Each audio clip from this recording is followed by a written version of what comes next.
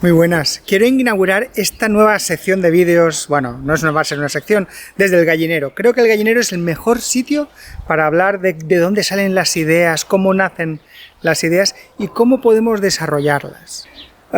Hoy quiero hablaros de una cosa que es muy específica de un par de piezas mías, pero yo creo que es muy importante y tiene que ver con cómo tenemos que tener ideas locas y cómo que tenemos que obligarnos a llevarlas a cabo. Todos tenemos a veces ideas locas, lo que llamamos ideas locas, cosas que podrían ser chorradas o genialidades que no lo sabemos, ¿no? Que son locuras que aparecen en nuestra cabeza y que a veces no sabemos muy bien qué hacer con ellas. La verdad es que en la mayoría de los casos hay que descartarlas, porque muchas veces van a ser cosas que no tengan demasiado sentido. Pero a veces sí que pueden ser valiosas. Yo por lo general tengo muchísimas ideas locas, lo que pasa que si desaparecen rápido, es decir, si es una ocurrencia de un día, no le hago más caso, no le doy más importancia. Pero si es algo que vuelve, o sea, lo que me tengo que acordar y que un par de días después digo, pues a lo mejor habría que probar esto, no está de más intentarlo, ¿no? Lo que pasa es que a veces, a la hora de probar, hay que obligarse a probar y después hay que comprometerse y tener la disciplina suficiente como para terminar el experimento. Esto es el caso de dos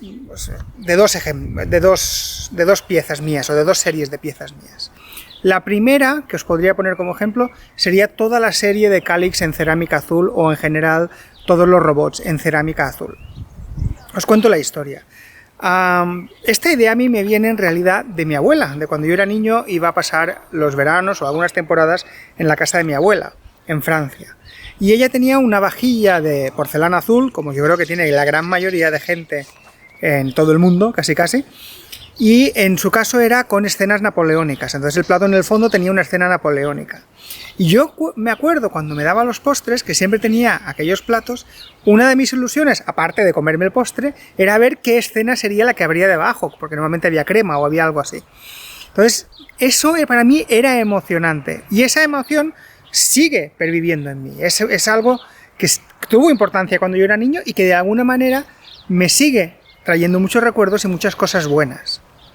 Entonces mi interés por ese tipo de porcelana viene de ahí. Y cuando tuve la idea de hacer un robot con ese tipo de porcelana, evidentemente mis recuerdos de infancia estaban allí metidos.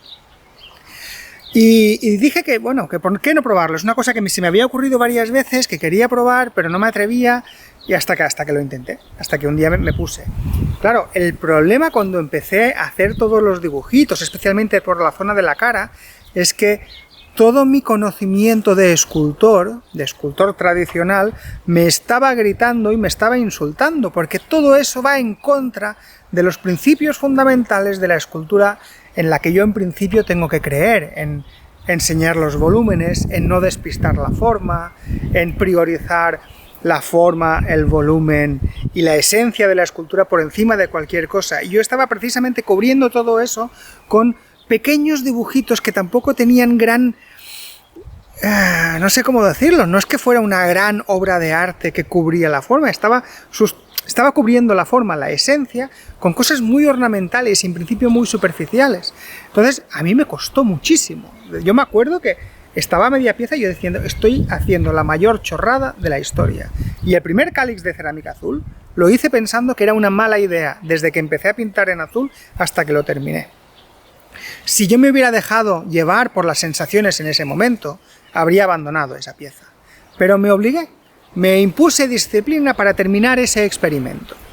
Y cuando estuvo terminado yo estaba totalmente... No sé cómo decirlo, estaba aturdido. No entendía muy bien si aquello tenía que gustarme o no, porque, como os decía, va en contra de los principios fundamentales de la escultura, pero al mismo tiempo tenía algo interesante. Entonces, era un proceso muy extraño y yo no era capaz de llegar a una conclusión. Y me acuerdo que la primera vez que lo subí a Instagram, yo lo hacía a ver qué pasa, porque no sabía si iba a ser, es decir, un motivo de burla, va a ser ridículo, va a ser interesante, no lo sabía. Y resulta que funcionó muy bien, ¿no? Entonces a veces las ideas locas nos cuesta llevarlas a cabo, pueden transformarse dentro de nuestra cabeza en chorradas, o pueden parecernos ocurrencias malas, pero a veces son más interesantes de lo que creemos, y otras veces puede ser al revés. A veces he intentado cosas que no han ido más allá porque de verdad no había más recorrido.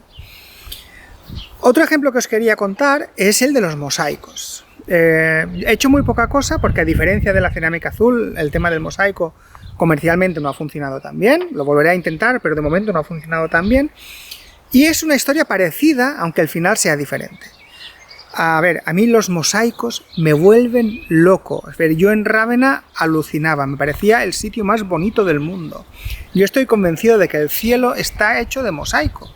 Toda esa vibración de color que se consigue con el mosaico, creo que no se consigue con ninguna otra técnica de cubrir paredes. El fresco no lo consigue otros efectos maravillosos, ¿no? Pero esa vibración, esa cosa celestial o élfica, creo que es muy propia del mosaico, especialmente cuando el mosaico tiene dorados, como es el caso de Bizancio y de Rávena y todo aquello.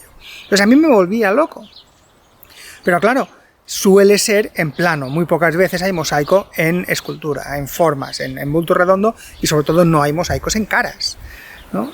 Sí que hay pequeños casos, pero son muy excepcionales. Pero yo no dejaba de preguntarme qué pasaría, ¿no?, si lo intentara. Además lo hice después de lo de la cerámica azul y dije, venga, vamos a probar cosas aunque parezcan ideas muy locas. Y me acuerdo que cuando empecé me pasó exactamente lo mismo que con el cáliz de cerámica azul. Es decir, mi cerebro de escultor, mis prejuicios de escultor empezaron a insultarme y a decirme, ¿qué estás haciendo? Este no tiene ningún sentido. Porque además había otro riesgo.